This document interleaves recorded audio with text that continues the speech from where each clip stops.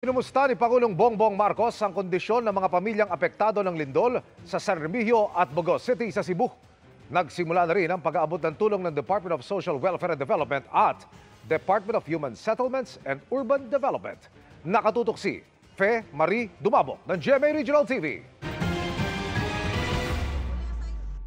Ito ang tinaguriang Bayanihan Village na itinayo sa San Remigio, Cebu matapos ang magnitude 6.9 na lindol noong September 30.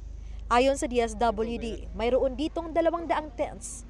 Mayroon ding 50 modular shelter units o smart houses na itinayo sa pangunguna ng Department of Human Settlements and Urban Development o DSUD. Bumisita dyan kanina si Pangulong Marcos, kasama ang mga kalihim ng DPWH, DSUD at DSWD, pati ang Philippine Red Cross.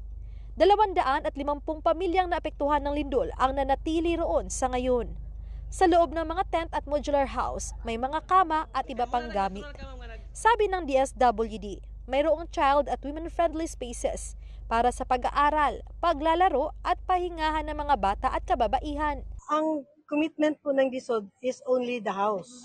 Pero sa loob ng bahay po, may kuryente, may outlet din pwede mag-charge. No?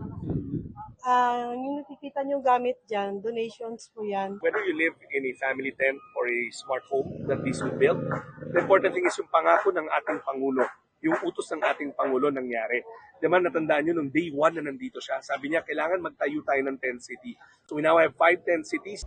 Ayon sa Presidential Communications Office, kompleto ang village sa amenities at pangangailangan ng mga naroon tulad ng pagkain, water at sanitation facilities at wellness services tulad ng mental health and psychological support. May mga lugar sa San Remigio na itinakda ng LGU bilang no-build zone.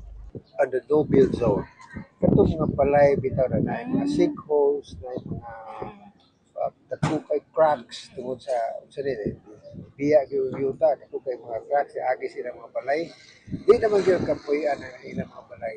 Kanya, para nako, ang ilang mga balay ay no-build zones. Kung no-build zones man, it's going to take us longer to relocate and build houses for them. Nag-ikot din ang Pangulo sa tent city sa lungsod ng Bugo.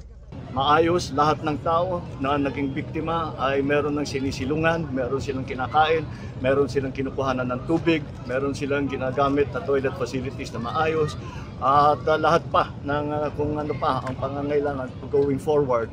Ayon sa Pangulo, nagsimula ng namigay ng cash assistance sa DSWD at ng construction materials ang DSUD sa mga pamilyang naepektuhan ng lindol sa San Remigio at Bogos City. Bumisita rin si Pangulong Marcos sa Cebu Provincial Hospital sa Bugo. Para sa GMA Regional TV at GMA Integrated News, Fe Marie Dumabok, nakatutok 24 oras.